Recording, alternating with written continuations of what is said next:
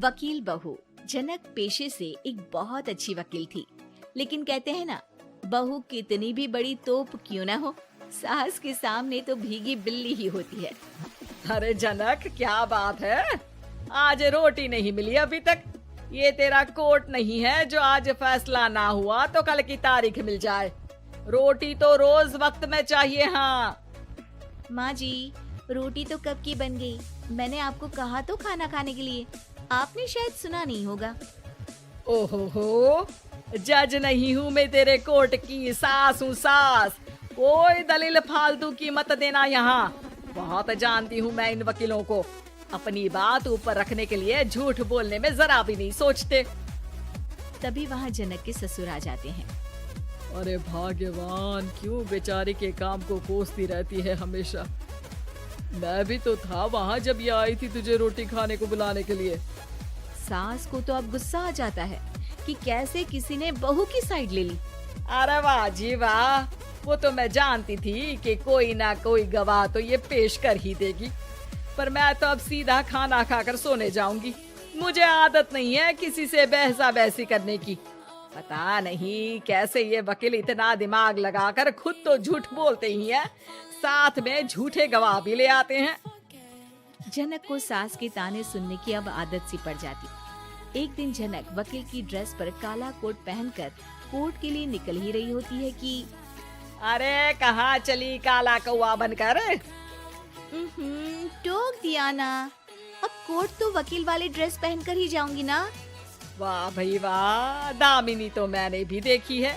सन्नी पाजी ने ऐसा ही कोट पहना था और कहा था कि तारीख पर तारीख, तारीख पर तारीख। मतलब कि कोई बात करनी है तो बोलिए, वरना वक्त नहीं है मेरे पास खराब करने के लिए।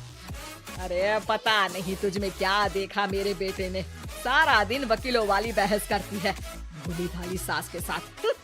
अच्छा सुन, जो इतनी बहस मेरे आगे करती है ना, जरा अपने बॉस से कर ले, जो 1 साल भी ना हुए तेरी शादी को और काले कपड़े पहना दिए। अंदर जा और लाल कोट पहन कर आ, पता तो चले कि नई नवेली शादी हुई है। अरे माँ जी, कोर्ट में मेरा बॉस क्या करेगा, ये तो पूरे देश की ड्रेस है वकीलों के लिए। लेकिन सास तो ठहरी सास। अच्छा, तो कोई जरूरत नहीं है 2-4 साल कोर्ट जाने की। शादी थोड़ी पुरानी हो जाए तब इजाजत दे दूंगी मैं तुझे काले कपड़े पहनने की।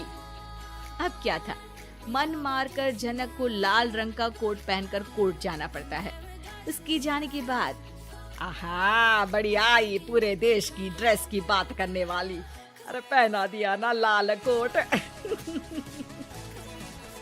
अब सास आए दिन या तो जनक को उसके काम का ताना देती या फिर उसका काम छुड़वा देने की धमकी। तंग आकर एक दिन जनक पति से कहती है, मैं सोच रही हूँ कि कोर्ट जाना बंद ही कर दूं।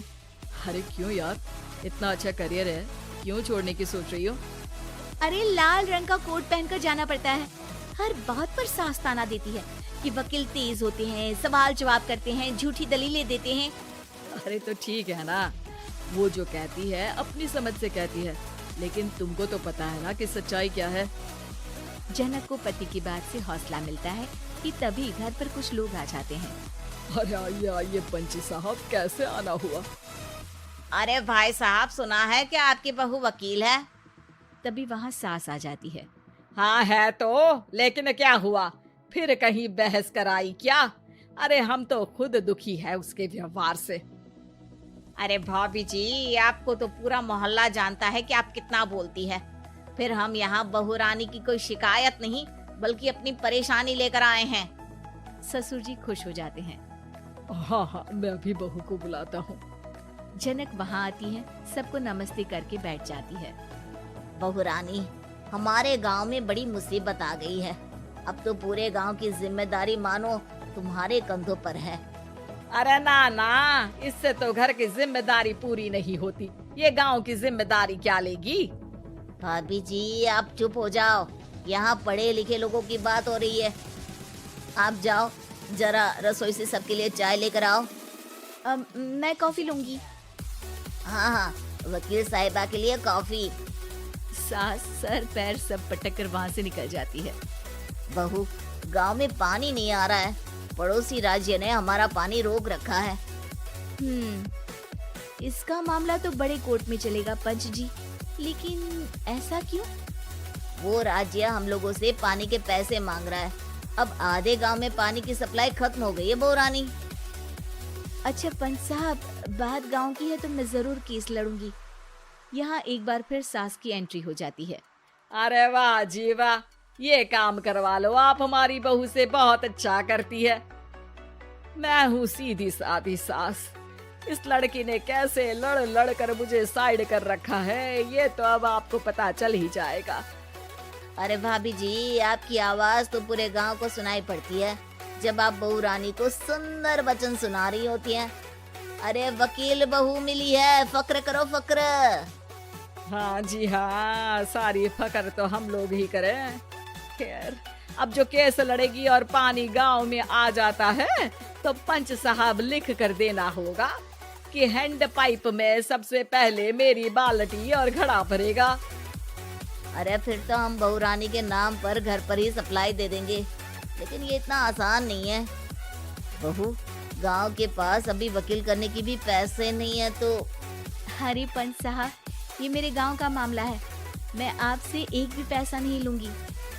सास को बहू की बात पर गुस्सा आ जाता है, लेकिन सबके जाने के बाद झनक मन लगाकर गांव की परेशानियों को दूर करने में लग जाती है। और वो दिन भी आता है कि झनक केस जीत जाती है।